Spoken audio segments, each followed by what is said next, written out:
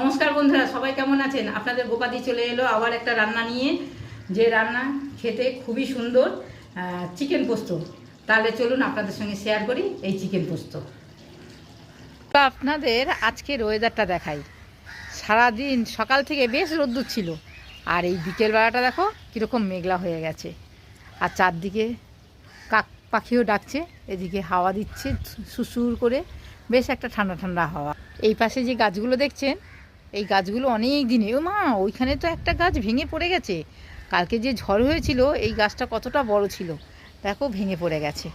কোথায় পড়ে গেছে? ওই যে ভেঙে পড়ে রয়েছে।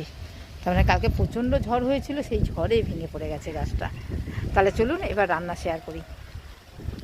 সর্ষের তেলে দিয়ে দিচ্ছি পোস্ত আর জিরে বাটা। মশলাটা ভালো করে কষিয়ে নেব। এদিকে ভাত বসিয়ে দিয়েছি। ভাত আজকের একটু বেশি করে বসানো হয়েছে, কারণ হচ্ছে পুষ্টি ভাত হবে আজকের। পুষ্টি ভাত, পুষ্টি ভাত কাকে বলে আপনারা জানেন? পোস্তটা কষানো হয়ে গেছে, এ তেল ছেড়ে দিয়েছে, এবার তুলে নেব। ওই কড়াতে দিয়ে দিচ্ছি সর্ষের তেল। আজকে সর্ষের তেলেই পুরো রান্নাটা হবে। তেলটা ভুলে গেছে। তেলটা অল্প গরম হয়ে গেছে। এদিকে দিয়ে দিয়েছি শুকনো লঙ্কা, তেজপাতা আর গরম মশলা। আচ্ছা, গরম মশলা হতে হতে দিয়ে দিচ্ছি পেঁয়াজ আর কাঁচা লঙ্কা। আপনারা যারা কাঁচা লঙ্কা খান না তারা কাঁচা লঙ্কা এখন দেবেন না, যখন মশলা দেবো তখন লঙ্কা দেবেন। আচ্ছা, এবার এইগুলো লাল করে একটু ভেজে নিচ্ছি। আজকের ভাতটা দেখে মনে হচ্ছে কতদিন বাদে প্রায় 1 গামলা মতো ভাত করলাম। এখন লোক কম, তো তাই জন্য ভাতও কম।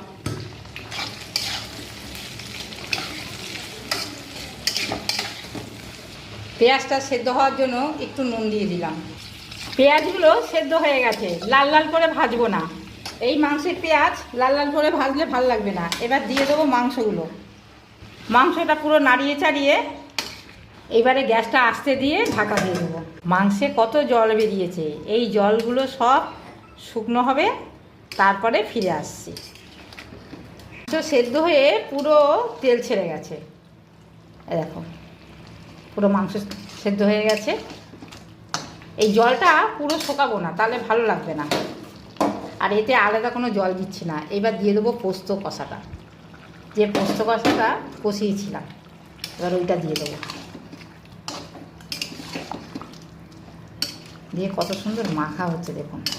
কাঁচা পোস্ত দিলে না একটু কিরকম ছানা কাটা হয়ে যায়, ওই জন্য পোস্ত